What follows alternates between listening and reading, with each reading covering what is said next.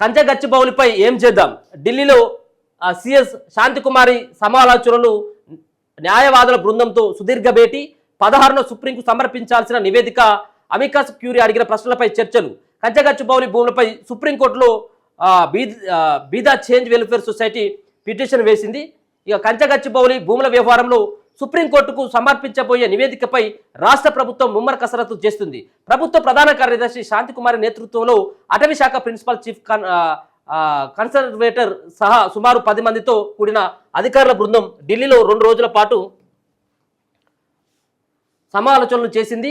శనివారం ఢిల్లీకి చేరుకున్న బృందం ఆదివారం సాయంత్రం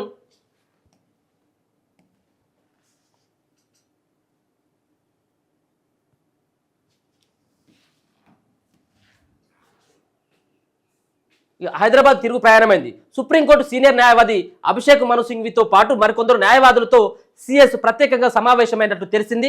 కంచగచ్చిబౌలి భూములను సిఎస్ స్వయంగా సందర్శించి 16వ తేదీలోపు సమగ్ర నివేదిక సమర్పించాలని సుప్రీంకోర్టు ఆదేశించిన సంగతి తెలిసిందే. ఈ విషయంలో మా ఆదేశాలు పాటించకపోతే సిఎస్ వ్యక్తిగతంగా బాధ్యులవుతారు. ఆ భూముల్లోని చెరువు సమీపంలో తాత్కాలికంగా నిర్మించే జైలుకు వెళ్లాల్సి ఉంటుంది. అదే కోరుకుంటే ఎవరు సహాయం చేయలేరని సుప్రీంకోర్టు తీవ్రంగా స్పందించింది. గతంలో ఇదే వ్యాఖ్యలు చేయడం జరిగింది. దీనిపైన మీరు కనుక ఆదేశాలు పాటించకపోతే, సుప్రీంకోర్టు ఇచ్చినటువంటి ఆ గైడ్లైన్స్ని కనుక పాటించకపోతే అదే ప్రాంతంలో కట్టేటువంటి, అదే స్థానంలో కట్టేటువంటి ఆ జైల్లో మీరు కూర్చోవాల్సి వస్తుంది మీరు పర్సనల్గా అని చెప్పేసి గట్టిగా హెచ్చరించినటువంటి సందర్భంలో ఇప్పుడు ఏం చెప్పాలని చెప్పేసి ప్రభుత్వం నుంచి ఆమె సమాలోచనలు చేస్తున్నట్టుగా తెలుస్తూ ఉన్నది. ఇక సుప్రీంకోర్టు తీవ్రంగా స్పందించిన నేపథ్యంలో నివేదికలో ఏ అంశాలు పొందుపరచాలి, క్షేత్రస్థాయిలో అసలేం జరిగింది, నివేదిక తర్వాత సుప్రీంకోర్టు ఎలా స్పందిస్తుంది తదితర అంశాలపై ఆదివారం ఉదయం నుంచి సాయంత్రం వరకు చర్చించినట్లు తెలిసింది. గత విచారణ సందర్భంగా అమికస్ క్యూరీ లేవనెత్తిన 5 ప్రశ్నలకు సమాధానం చెప్పాలని సుప్రీంకోర్టు ఆదేశించగా వాటిపై కూడా అధికారుల బృందం సుదీర్ఘంగా చర్చించినట్లు తెలిసింది. అటవీ భూమిగా భావిస్తున్న కంచగచ్చిబౌలిలో చెట్లను తొలగించి అభివృద్ధి కార్యకలాపాలు అంత హడావిడిగా చేపట్టాల్సిన అవసరం ఏమిటి, దీనికోసం రాష్ట్ర ప్రభుత్వం పర్యావరణ ముదింపు ధృవీకరణ నివేదిక తీసుకుందా, చెట్ల నరికివేత కోసం అటవీ అధికారుల నుంచి అవసరమైన అనుమతులు పొందారా, స్థానిక చట్టాలను అమలు చేశారా, మార్చి 15న అటవీ భూమి కోసం రాష్ట్ర ప్రభుత్వం ఏర్పాటు చేసిన కమిటీలో అటవీ పర్యావరణ వ్యవహారాల్లో నిపుణులు కాని అధికారులను నియమించవలసిన అవసరం ఏంటి, వారికి అడవుల గురించి ఉన్న అనుభవం ఏమిటి, అక్కడ నరికిన చెట్లతో వచ్చిన కలపను ఏం చేస్తుంది అనే ప్రశ్నకు ఎటువంటి సమాధానాలు ఇవ్వాలి, సుప్రీంకోర్టు ఎలా స్పందిస్తుంది, అమికస్ క్యూరీ లేవనెత్తబోయే తదుపరి ప్రశ్నలేంటి అనే అంశాలపై చర్చించినట్లు తెలిసింది.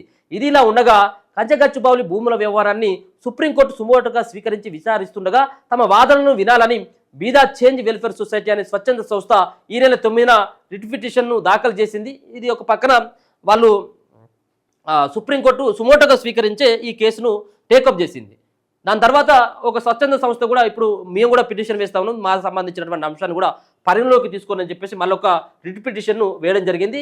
కేంద్రం తెలంగాణ ప్రభుత్వం అటవీ శాఖ ప్రిన్సిపల్ చీఫ్ కన్వర్వేటర్ అదనపు కార్యదర్శి హెచ్సిజి రిజిస్టర్ టీజీఐఐసి డైరెక్టర్ సహా మరికొందరిని ప్రతివాదులుగా చేర్చింది. ఈ పిటిషన్ కూడా ఈ నెల 16వ తేదీనే జస్టిస్ బిఆర్ గవై నేతృత్వంలో ధర్మాసనం ముందు విచారణకు రాగుంది. ఇప్పుడు పెద్ద తలకాయ నొప్పి ఇప్పుడు రాష్ట్ర ప్రభుత్వానికి ఉంది. ఎందుకంటే రాష్ట్ర ప్రభుత్వం తీసుకున్నటువంటి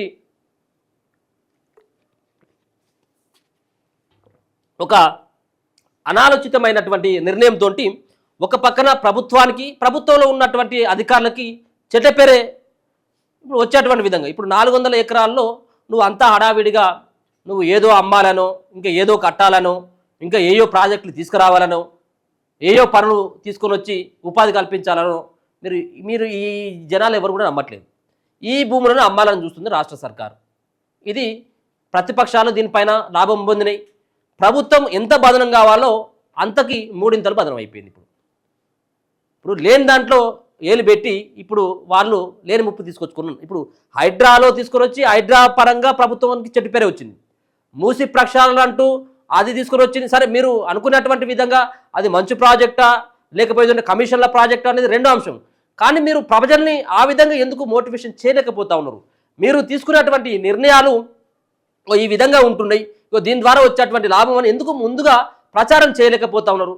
దొంగ సాటుగా తీసుకొచ్చి జీవోలను అమలు చేసి దొంగ సాటుగా పనులు మొదలుపెట్టి బడ్జెట్లో నిధులు ఖర్చు పెట్టి దాంట్లో కేటాయింపులు చేసి ఇదంతా వ్యవహారాన్ని చూసినట్టయితుంటే ఏదో జరుగుతూ ఉంది ప్రభుత్వంలో. అరే నిజమే కావచ్చు, ప్రతిపక్షాలు చేసేటువంటి ఆ వ్యాఖ్యలు నిజమే కావచ్చు. వాళ్ళు ఏమంటారు ఇప్పుడు, మొన్నటి వరకు ఏమని చెప్పిండు కేటీఆర్, ఏమని చెప్పిండు మొన్నటి వరకు, ఇదంతా కూడా ఇది మూసీ ప్రక్షాళనకు సంబంధించినటువంటి ఆ విషయంలో డబ్బులను కాజేసేందుకు రేవంత్ రెడ్డి కుట్ర చేస్తూ ఉన్నాడు, అందుకోసమే మూసీ ప్రక్షాళన తీసుకొచ్చిన ఒక పక్క చెప్పిండు. ఇప్పుడేమో 1000 కోట్ల కుంభకోణం జరుగుతూ ఉన్నది దీంట్లో 400 ఎకరాలలో అని చెప్పి చెప్తా ఉన్నాడు. సుప్రీంకోర్టు కూడా మీ మాట నమ్మట్లేదు. అంత హడావిడిగా మీరు పనులు మొదలు పెట్టాల్సినటువంటి అవసరం ఏముంటుందని. సో దీనిపైన ప్రభుత్వం అయితే తర్జన భర్జన పడతా ఉన్నది. మరి సుప్రీంకోర్టుకు మరి 16వ తారీఖున మరి ఏం సమాధానం చెప్తుందనేది చూడాలి.